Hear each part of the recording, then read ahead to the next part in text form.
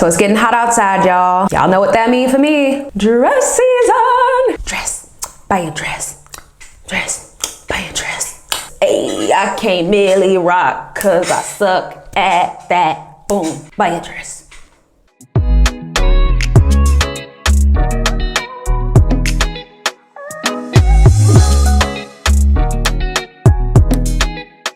Hey guys, what's up? My name is Kiya Boyd. Welcome back to my channel. Nice to see you all again. Hi, hello. So I'm bringing y'all here to give you a little story time on my first day in Korea. My first day in Korea was nothing less of exciting and interesting and chaotic and weird. It was just a mess of all these things.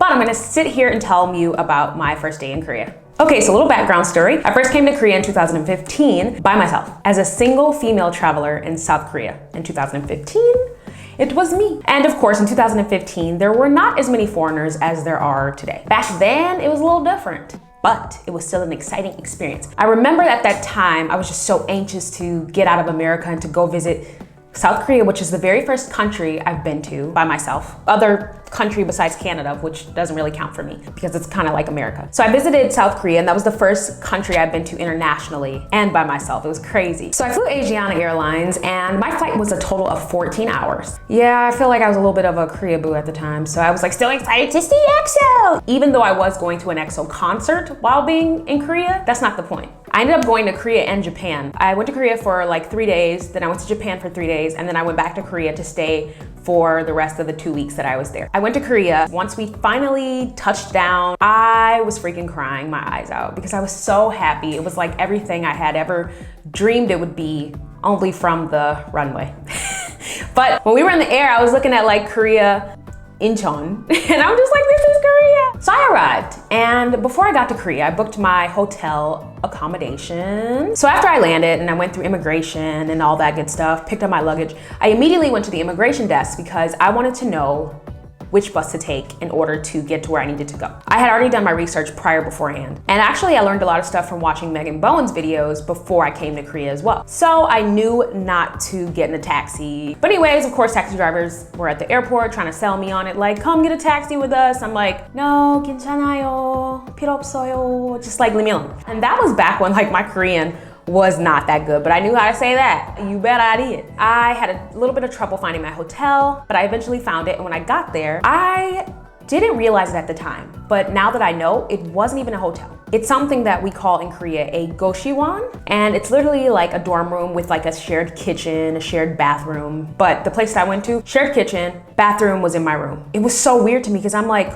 what the freak? Like, this is a hotel, like this is what hotels look like in Korea, but that's what they advertise as online, like booking.com and hotels.com. On my very first day in Korea, I stayed in a freaking goshwon. I got to Korea like super early in the morning. I figured, why don't I go explore? Like, why don't I go and check out the rest of Korea? I found the subway, so I got down to the subway. See, I've never taken the subway before because in Michigan, Detroit, we don't have subways. But luckily I had a Korean friend who was staying in America who was such a blessing to me. I remember it was probably like 1 or 2 in the morning over there. She was trying to help me figure out how to get to where I needed to go.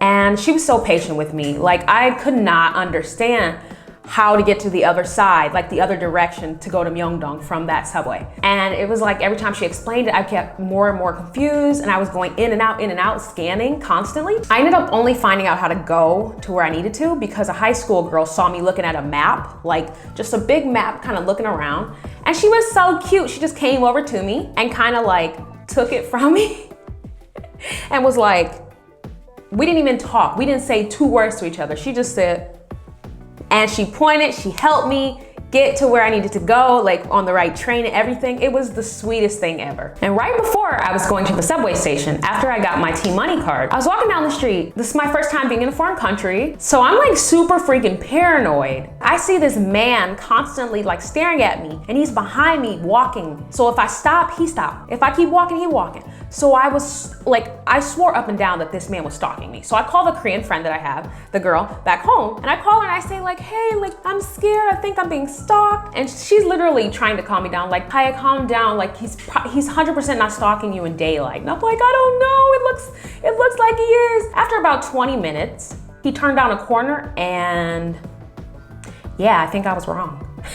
But I kept looking back, like I was so scared and I was so paranoid because of course it's like me by myself. So I'm thinking the worst can happen because before I went, everyone was trying to talk me out of it and say like, why would you go to South Korea by yourself? Why would you go anywhere by yourself alone? You're a woman. Why would you do that? I'm so glad I didn't listen to anybody but myself. I'm so happy I didn't. And I'm glad I went by myself because I had an awesome time. And look where I am today. So I finally get to Myeongdong. I'm in Myeongdong, oh my God, like, ooh, ah, and at the time, I'm like semi-Korea-boo-ish. So I'm so freaking excited, so freaking happy, like, oh, I love Myeongdong, this is like awesome, ah. I get to Myeongdong and I'm just kind of walking around and I'm shopping and I'm enjoying the cardboard cutouts of like all of the groups and everything that they got. And I see EXO and I'm like, just doing the stupidest poses, asking random strangers to take pictures of me. And then I walk past some place where it looks like they're giving massages and the lady gives me a flyer. As soon as I take the flyer, she's like, go in. I'm just like, okay, this is sketch, but cool, I'll do it. So I go upstairs and it's this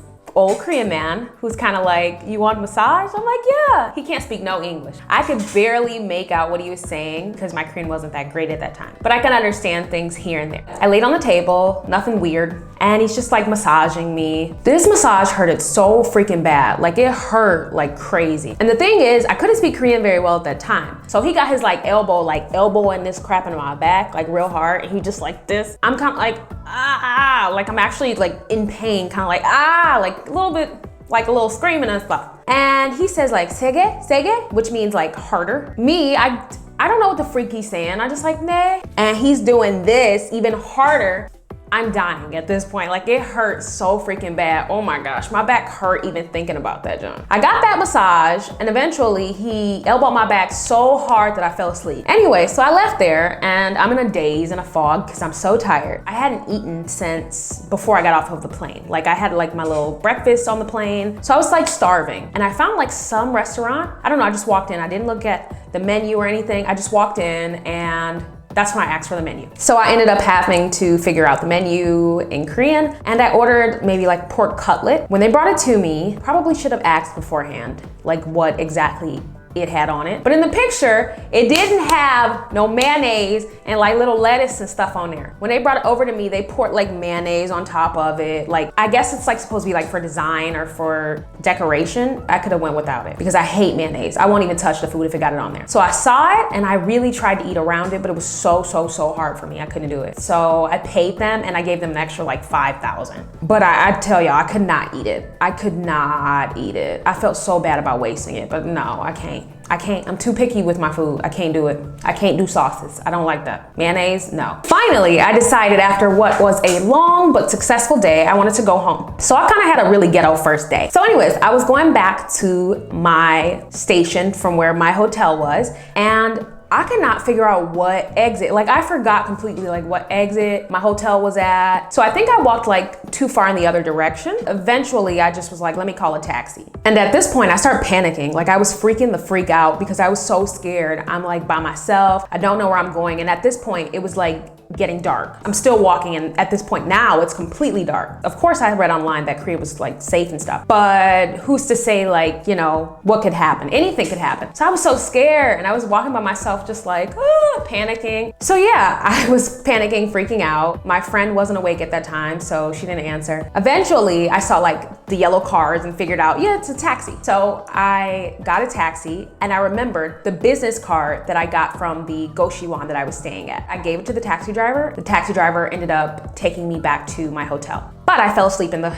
taxi and I got woken up by my mom 5 minutes before I got out of the taxi. And my mom is like, where are you? What you doing? I'm like, oh, I fell asleep in the taxi on my way back. My mom, of course, yelling at me like, you don't fall asleep in taxis in random countries. You don't do that. You don't do that. But I'm here today, so obviously I did not get kidnapped or my body parts weren't sold or neither were my organs or anything else. Woo! I finally got back to my hotel, but I wanted a snack because I was so freaking hungry. So I didn't really eat dinner. So I thought, maybe I should go to the convenience store and buy some food. So I left out of my hotel, but I kind of had to like do mental breadcrumbs. Like I was taking pictures of buildings to remember how to get back to my hotel, because I cannot freaking remember this, bro. Because all the buildings here to me looked the same at that time. So I was like scared I was gonna get lost again. I make it to a 7-Eleven. I go inside, looks like a regular 7-Eleven, nothing too special, except they don't have Slurpee machines here, just so you guys know. So I get there, I'm looking around for food. I grab a couple different Korean snacks, candies. I saw ramen. And then I went to the drink section. And in the drink section, I was looking for something fruity to, you know,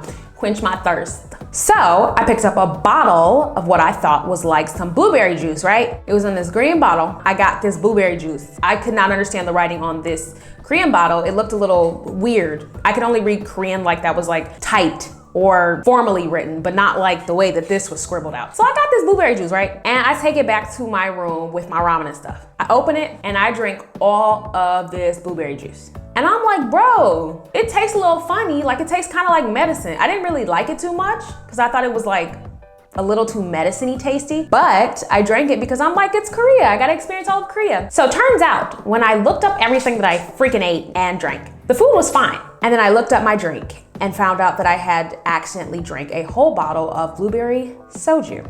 I probably should have realized that when I started sweating real bad when I finished it. So I drank this whole bottle like an idiot. Needless to say, that was the end of my first day. I passed out on my bed. Yeah, accidentally drank a bottle of blueberry soju and then I woke up dead. Bro, I can't believe I drank that. That was crazy. I knew it tasted too medicine-y. And that's pretty much the end of my first day in Korea. So I hope you guys liked the story and hopefully you'll be prepared for your very first day in Korea, unlike I was.